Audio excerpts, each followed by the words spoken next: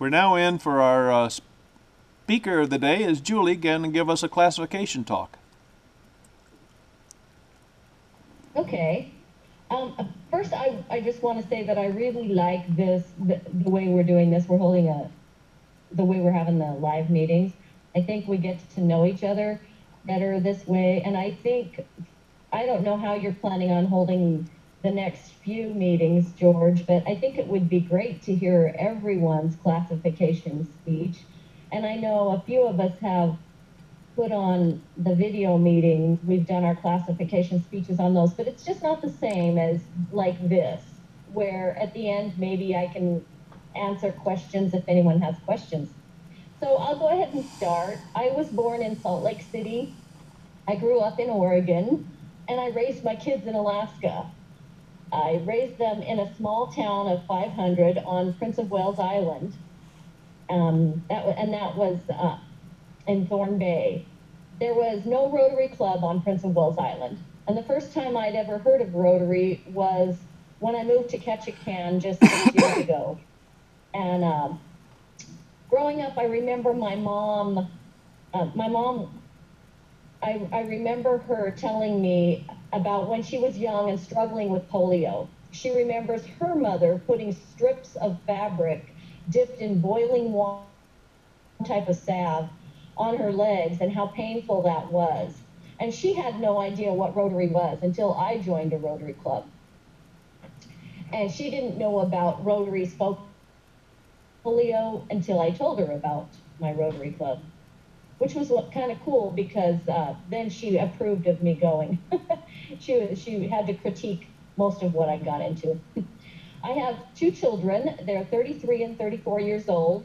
My son is the oldest, 34, and he experiences mental disabilities, and he lives in assisted living here in Ketchikan. I think of my life in phases. I'm no longer focused on raising a family right now and putting most of my volunteer work into the school. However, volunteering in my community has always been extremely important to me. And I used to think that everyone felt the need to volunteer somehow, to give back to their community, but I know differently now. I've worked for employers who gladly supported my efforts. They wanted to see me in community service. And I've worked for employers who don't allow that sort of thing at all. They look down on it, and they take up my weekends when I say I'm going to do community service. They schedule meetings, work meetings, and I don't know if that's why. I just realized that they don't support community service at any time, and I didn't work for them long.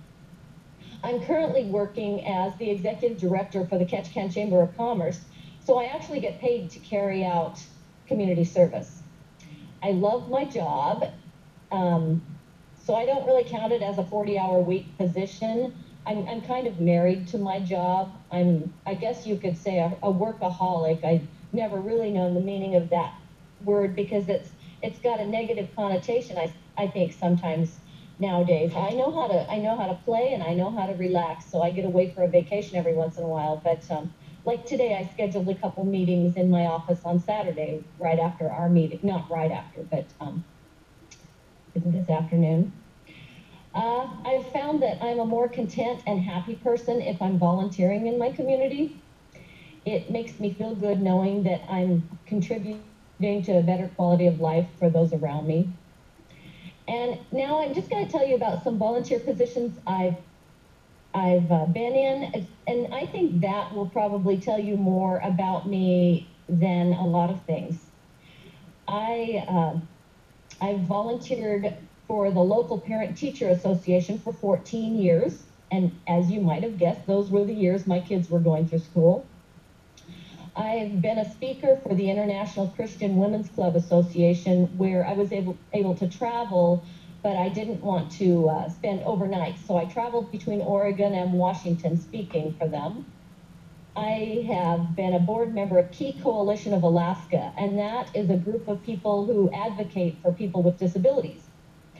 I was a Christian women's ministries leader in Thorn Bay for 12 years. I was a council member for Thorn Bay City Council and a mayor for 2 terms. I've been a volleyball coach and a certified referee for Southeast Alaska. And it's interesting why I decided to be a referee.